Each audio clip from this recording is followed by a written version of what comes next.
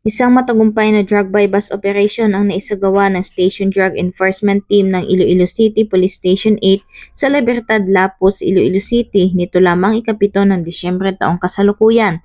Ang operasyon ay nagresulta sa pagkakaaresto ng isang suspect na kinilalang si alias Natoy, 59 na taong gulang, may asawa, e-bike driver at residente ng Barangay de la Rama City Proper, Iloilo City.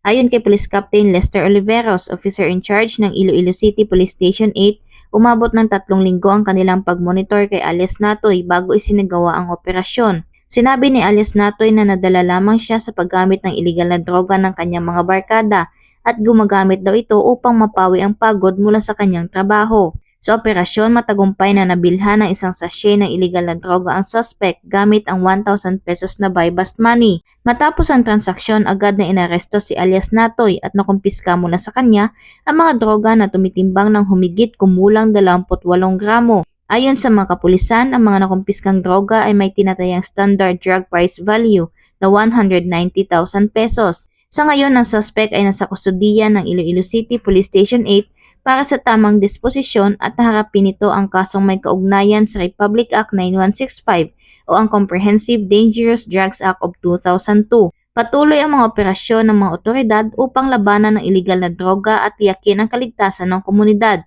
Ang mga operasyong tulad nito ay hindi lamang nagsilbing babala sa mga sangkot sa iligal na droga, kundi pati na rin ang pagpapakita ng pwersa at determinasyon ng PNP na protektahan ang mga mamamayan laban sa mga kriminal na nagdudulot ng panganib sa ating lipunan.